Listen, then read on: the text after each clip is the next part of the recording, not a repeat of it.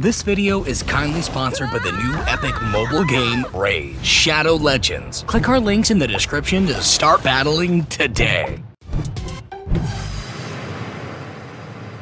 Captain America seems to change his look with every new line of toys, but just how has Steve Rogers evolved on screen through the decades? Let's go through his live-action evolution and find out.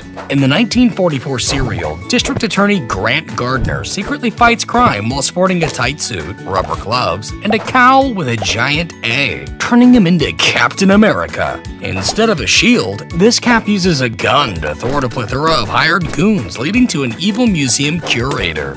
In 1973, Turkey got their own bootleg Captain America, donning a spandex suit and rubber gloves with added boots and a cowl with an overly long neckpiece. He and Luchador Santo fight crime boss Spider-Man and his mini clones. Back in America, Cap would get two 1979 TV movies, in which Steve Rogers reluctantly wears tight spandex with vertical torso stripes, added stars on his boots and gloves. He also wears a bulky helmet and goggles. His second suit is a lighter blue color with abdominal torso stripes, hiked-up belt, white on his arm sleeves, and starless gloves and boots. His goggles are replaced with a cowl, and his helmet adds plastic wings and a larger A. He also yields a flimsy plastic shield. But most importantly, he rides a jet-boosted motorcycle with attached hang glider for short flights. Fast forward to 1990, and a new super soldier Steve Rogers now dons a seamless costume with glued-on rubber ears, a more comic-accurate shield, and a cowl with wings.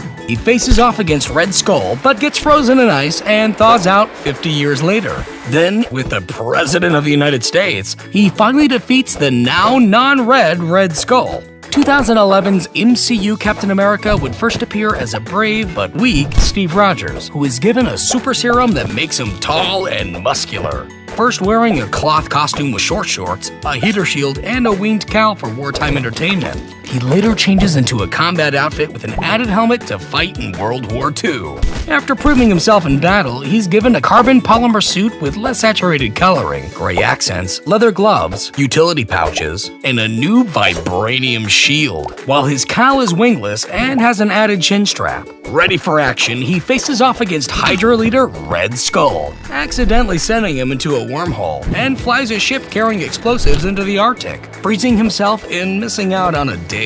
70 years later, he's recovered and recruited to the Avengers. His new Nomex Kevlar suit is more streamlined, with a brighter color scheme, silver accents, and padded boots and gloves. All suited up, he helps lead his fellow Avengers in a battle against reptilian aliens. In The Winter Soldier, he wears a darker stealth suit with horizontal chest stripes, muted red accents, and fingerless gloves. His shield also gets a stealth upgrade. Later, he wears a near replica of his original combat suit, but with an updated, brighter color scheme. He faces off against a mysterious Hydra assassin, who happens to be his brainwashed former friend. In Age of Ultron, his suit resembles his stealth suit without the chest stripes. Additional red and white details, his boots and gloves get an update, and his pant seams are altered. Oh, and his new gauntlets can now retrieve his vibranium shield. With his new look, he helps his fellow heroes defeat intelligent robots, and then gets ready to train a new batch of Avengers. In Civil War, the suit has more blue. The seam pattern on the torso and pants is altered again. His gloves are smaller, and he's got a fancy new belt and darker boots.